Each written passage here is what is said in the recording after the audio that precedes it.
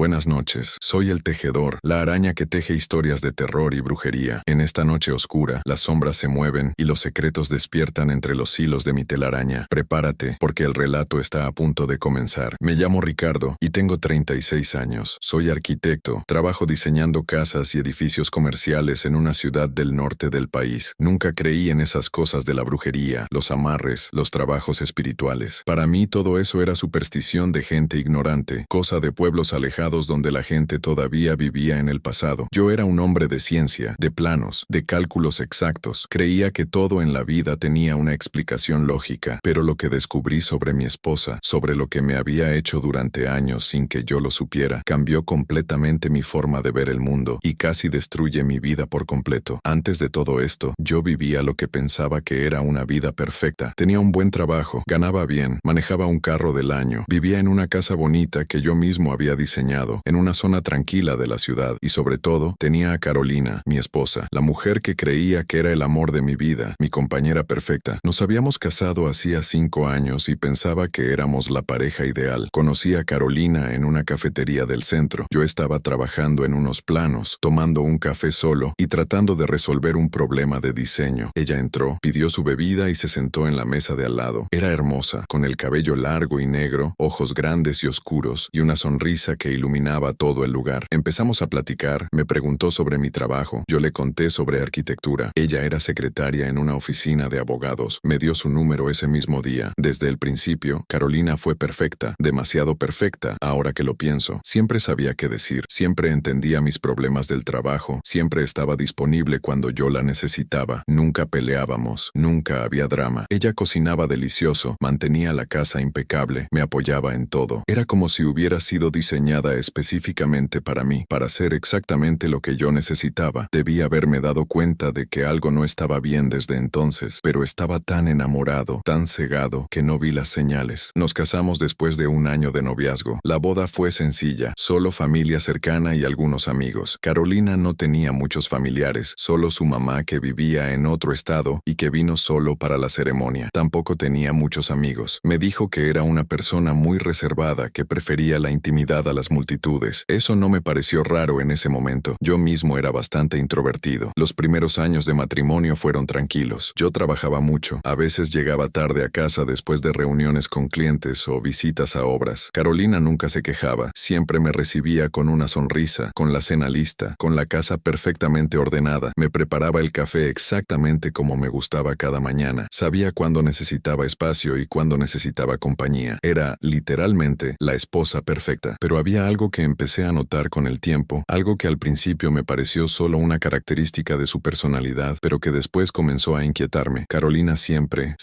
quería saber dónde estaba yo. Me llamaba varias veces al día, me mandaba mensajes constantemente preguntando qué estaba haciendo, con quién estaba, a qué hora iba a regresar. Si tardaba en responder, aunque fuera por estar en una junta, ella se ponía nerviosa, ansiosa. Me decía que era porque me amaba mucho, porque le daba miedo que me pasara algo. También noté que tenía algunas costumbres extrañas. Cada viernes en la noche, sin falta, encendía velas rojas en la sala. Me decía que era para la buena energía de la casa, que su mamá le había enseñado esa tradición. Yo no le daba importancia. Pensaba que era una costumbre familiar inofensiva. Preparaba un té especial que insistía en que tomáramos juntos antes de dormir los viernes. Decía que era para relajarnos después de la semana de trabajo. El té tenía un sabor amargo, a hierbas que no podía identificar, pero me lo tomaba para complacerla. Carolina también tenía un cuarto pequeño en la casa que siempre mantenía cerrado con llave. Me dijo que era su espacio personal, donde guardaba sus cosas privadas, recuerdos de su infancia, cosas de su familia. Me pidió que respetara ese espacio, que era lo único que pedía para sí misma. Yo acepté sin problemas. Pensaba que todos necesitamos nuestro espacio privado. Nunca intenté entrar a ese cuarto. Confiaba completamente en ella. Mi vida social cambió después de casarme con Carolina. Gradualmente, dejé de ver a mis amigos. Ella nunca me lo prohibió directamente, pero siempre había una razón para no salir. Si yo planeaba una reunión con mis amigos del trabajo, Carolina se sentía mal ese día, tenía dolor de cabeza, necesitaba que me quedara con ella, o preparaba algo especial para cenar, algo que había tardado horas en hacer y que se echaría a perder si yo no llegaba. Poco a poco, dejé de hacer planes. Era más fácil quedarme en casa con ella. También me alejé de mi familia. Mi mamá y mi hermana nunca le cayeron bien a Carolina, aunque ella siempre fue educada con ellas. Después de cada visita familiar, Carolina se ponía triste. Decía Decía que sentía que mi familia no la aceptaba, que la veían como una extraña. Yo trataba de defenderla, de explicarle a mi familia que Carolina era tímida, que necesitaba tiempo, pero las visitas se fueron espaciando cada vez más hasta que casi no veía a mi mamá más que 1 o 2 veces al año. En el trabajo también hubo cambios. Antes era muy sociable con mis compañeros, salíamos a tomar café, compartíamos el almuerzo, pero Carolina empezaba a llamarme justo en esos momentos, como si supiera exactamente cuándo yo estaba con alguien más. Me decía que me extrañaba, que cuándo iba a llegar a casa, y yo, sin darme cuenta, empecé a aislarme. Almorzaba solo en mi escritorio, declinaba invitaciones, me iba directo a casa después del trabajo. Ahora, mirando hacia atrás, veo el patrón. Veo cómo, lentamente, Carolina me fue aislando de todo y de todos. Me fue convirtiendo en alguien que solo existía para ella, que solo vivía en el pequeño mundo que habíamos construido juntos. Pero en ese momento, yo no lo veía así. Pensaba que simplemente amaba mucho a mi esposa, que prefería estar con ella que con cualquier otra persona. Pensaba que éramos una pareja que no necesitaba a nadie más. Había otra cosa extraña que nunca me gustó admitir. Mis deseos físicos por Carolina eran intensos, demasiado intensos. No podía estar lejos de ella sin sentir una necesidad casi dolorosa de tocarla, de estar cerca de ella. Si pasaba un día sin verla, me sentía enfermo, ansioso, desesperado. Al principio pensé que era amor, pasión normal de recién casados, pero pasaron los años y esa sensación no disminuyó. Si algo, se intensificó. Carolina lo sabía, lo usaba. Si yo mostraba el más mínimo interés en hacer algo sin ella, si mencionaba que quería ver a un amigo o visitar a mi familia, ella se alejaba físicamente, no me tocaba, se acostaba lo más lejos posible de mí en la cama, y yo me volvía loco. Me disculpaba, cancelaba mis planes, hacía lo que fuera para que ella volviera a acercarse. Era como una adicción que no podía controlar. Todo esto lo racionalicé durante 5 años. Me decía a mí mismo que así era el matrimonio, que era normal hacer sacrificios, que Carolina simplemente me amaba tanto que no soportaba estar lejos de mí. Me convencí de que yo era afortunado de tener una esposa tan dedicada, tan presente en mi vida. Mis compañeros de trabajo a veces bromeaban diciendo que yo estaba muy amarrado a mi esposa, pero yo me reía. No sabía que esas palabras eran literalmente ciertas. El momento en que todo empezó a cambiar fue hace 6 meses. Carolina tuvo que viajar para cuidar a su mamá que estaba enferma. Iba a estar fuera 2 semanas. Fue la primera vez en nuestro matrimonio que íbamos a estar separados tanto tiempo. Ella no quería ir, lloró, me dijo que no podía dejarme solo, pero yo insistí. Su mamá la necesitaba. La primera noche que Carolina se fue, algo extraño pasó. Me desperté a las 3 de la mañana con un sentimiento de angustia terrible, como si algo me estuviera ahogando. Tenía sudor frío, el corazón latiendo tan rápido que pensé que me iba a dar un infarto. Me levanté, tomé agua, traté de calmarme. Pensé que era ansiedad por estar solo, pero entonces escuché algo, un ruido que venía del cuarto cerrado de Carolina, el cuarto al que nunca había entrado. Era un sonido como de algo cayendo, algo pesado golpeando contra el piso. Me quedé paralizado en el pasillo, mirando la puerta cerrada. El cuarto siempre había estado en silencio, nunca había escuchado ningún ruido venir de ahí. Me acerqué despacio, puse la oreja contra la puerta, no escuché nada más. Intenté abrir, pero estaba cerrada con llave, como siempre. Me fui de regreso a la cama, pero no pude dormir el resto de la noche. Seguía pensando en ese sonido, preguntándome qué había en ese cuarto que mi esposa guardaba con tanto celo. Los días siguientes sin Carolina fueron extraños. Por primera vez en 5 años, tenía tiempo para mí mismo, tiempo para pensar sin su presencia constante, y mientras más pensaba, más cosas comenzaban a no tener sentido. Empecé a darme cuenta de patrones que había ignorado, de pequeñas cosas que nunca había cuestionado, pero que ahora me parecían profundamente raras. Por ejemplo, me di cuenta de que no tenía ningún contacto real con la vida de Carolina antes de conocerme. Ella decía que había vivido en otro estado, que había estudiado la secundaria y preparatoria allá, que había tenido novios antes que yo, pero nunca había visto fotos de esa época. Nunca había conocido a ningún amigo de su pasado. La única familia que conocía era su mamá, y solo la había visto 3 veces en 5 años. No tenía redes sociales, decía que no le gustaban, no guardaba recuerdos de su vida anterior. Era como si Carolina hubiera aparecido de la nada el día que la conocí en esa cafetería. También me di cuenta de que mi memoria de ciertos eventos estaba borrosa. Había momentos de nuestro noviazgo y matrimonio que no podía recordar con claridad, como si hubiera estado viendo todo a través de una neblina. Recordaba las emociones, el amor intenso que sentía por Carolina, pero los detalles específicos se me escapaban. ¿Cómo me había propuesto matrimonio? No lo recordaba bien. ¿Qué habíamos hablado en nuestra primera cita? No podía traer esas conversaciones a mi mente. Era perturbador darme cuenta de que tenía estos huecos en mi memoria. El cuarto cerrado me obsesionaba presionaba cada vez más. Todas las noches me despertaba a las 3 de la mañana, a la misma hora exacta, con esa sensación de angustia. Y a veces, no siempre, escuchaba ruidos viniendo de ese cuarto, cosas que se movían, pasos que no debían estar ahí porque yo estaba solo en la casa. Una noche, la manija de la puerta se movió sola, como si alguien del otro lado estuviera tratando de salir, pero cuando revisé, la puerta seguía cerrada con llave. Intenté llamar a Carolina para contarle sobre los ruidos, pero cuando hablaba con ella, algo extraño pasaba. Mi mente se nublaba, las palabras se me iban. Terminaba solo diciéndole que la extrañaba mucho, que necesitaba que regresara pronto. Ella me decía que faltaba poco, que su mamá ya estaba mejor, que pronto estaríamos juntos otra vez. Y cada vez que colgaba el teléfono, ese deseo intenso, casi doloroso de estar con ella volvía con más fuerza. Pero había momentos de claridad también, momentos en los que podía pensar con la mente despejada, en los que me cuestionaba cosas que nunca había cuestionado antes, como el hecho de que Carolina siempre preparaba mi comida, siempre. En 5 años de matrimonio, yo nunca había cocinado. Ella insistía en hacerlo todo, decía que le gustaba cuidarme, y yo siempre comía todo lo que ella preparaba, incluso cuando no me gustaba el sabor, incluso cuando había algo amargo o extraño en la comida. Lo comía porque ella lo había hecho con amor, o eso pensaba yo. Una tarde, hurgando en la cocina buscando algo de comer, encontré un frasco pequeño escondido detrás de las ollas, en el fondo del gabinete. Era un frasco de vidrio oscuro, cerrado con un corcho. Adentro había un polvo rojizo que no reconocí. No tenía etiqueta, no había nada que indicara qué era. Lo abrí y el olor me golpeó inmediatamente. Era un olor a tierra, a hierro, a algo orgánico y descompuesto. Me dio náuseas. Cerré el frasco rápidamente y lo volví a poner donde lo había encontrado. No sabía qué era, pero algo en mi instinto me decía que no debía estar ahí. Esa misma tarde, mi hermana Laura vino a visitarme. No la había visto en meses. Carolina siempre tenía una razón para que no nos viéramos, pero ahora que ella no estaba, Laura aprovechó para pasar. Se sorprendió de ver cómo estaba la casa. Me dijo que todo se sentía raro, pesado, como si el aire mismo estuviera cargado de algo. Caminó por las habitaciones y se detuvo frente al cuarto cerrado de Carolina. Me preguntó qué había ahí. Le expliqué que era el espacio privado de mi esposa, que nunca había entrado. Laura me miró con una expresión que no pude descifrar. Me dijo que eso no era normal, que en un matrimonio no deberían existir cuartos prohibidos, que era extraño que Carolina fuera tan celosa de ese espacio. Le defendí, le dije que era su derecho tener privacidad, pero las palabras de Laura se quedaron dándome vueltas en la cabeza. Antes de irse, Laura me dijo algo que me heló la sangre. Me contó que una amiga suya, que trabaja con una curandera, le había dicho que Carolina había ido a verla hace años, antes de conocerme, que había pedido ayuda para amarrar a un hombre específico, que había dado mi descripción exacta, descripción física, profesión, todo. La curandera se había negado a hacer el trabajo porque esas cosas tienen consecuencias terribles, pero Carolina se había enojado y se había ido. Laura no quiso decirme esto antes porque pensaba que solo eran chismes, pero ahora que veía cómo estaba yo, cómo había cambiado en estos años, sentía que tenía que contármelo. Le dije que estaba loca, que Carolina nunca haría algo así, que era imposible, pero Laura solo negó con la cabeza y me dijo que tuviera cuidado, que investigara, que no era normal lo que estaba pasando en mi vida. Se fue dejándome con esas palabras que no podía sacar de mi mente. ¿Amarrar? ¿Carolina había tratado de amarrarme incluso antes de conocernos? Era ridículo, tenía que serlo, pero esa noche no pude dormir. Me quedé despierto mirando el techo, pensando en todo, en cómo nos habíamos conocido tan convenientemente en esa cafetería, en cómo ella era perfecta desde el primer día, en cómo había perdido gradualmente todo contacto con mi vida anterior, en los tés extraños que tomábamos los viernes, en las velas rojas, en el cuarto cerrado, en el polvo rojizo en la cocina, en mi necesidad física intensa e incontrolable de estar con ella. Y entonces recordé algo más. Recordé que el día que conocí a Carolina, yo no iba a estar en esa cafetería. Había planeado ir a otro lugar, pero en el último momento cambié de opinión sin razón aparente. Algo me había impulsado a ir específicamente a ese lugar, a esa hora, como si algo o alguien me hubiera estado guiando. Me levanté de la cama a las 3 de la mañana, como todas las noches desde que Carolina se fue, pero esta vez no me quedé en mi cuarto esperando a que pasara la angustia. Esta vez caminé hacia el cuarto cerrado con determinación. Necesitaba saber qué había ahí dentro. Necesitaba respuestas. Intenté abrir la puerta, pero estaba cerrada. Por supuesto que lo estaba. Busqué algo para forzar la cerradura. Encontré un desarmador en mi caja de herramientas. Mi corazón latía tan fuerte que podía escucharlo en mis oídos. Sabía que estaba a punto de romper la confianza de mi esposa, de invadir su espacio privado, pero algo más fuerte que esa preocupación me empujaba, un instinto de supervivencia que me decía que tenía que ver qué había detrás de esa puerta. La cerradura no era muy fuerte. fuerte. Con algo de esfuerzo, logré forzarla. La puerta se abrió con un crujido. El olor que salió del cuarto me golpeó como una pared. Era el mismo olor del polvo rojizo, pero 1000 veces más intenso. A tierra, a hierro, a incienso quemado, a algo putrefacto que me revolvió el estómago. El cuarto estaba completamente oscuro. Busqué el interruptor de luz con mano temblorosa. Cuando la luz se encendió, me quedé paralizado en la entrada. No podía procesar lo que estaba viendo. El cuarto no tenía ventanas. Las paredes estaban pintadas de rojo oscuro, casi negro. En el centro había una mesa cubierta con una tela roja, y sobre esa mesa había cosas que no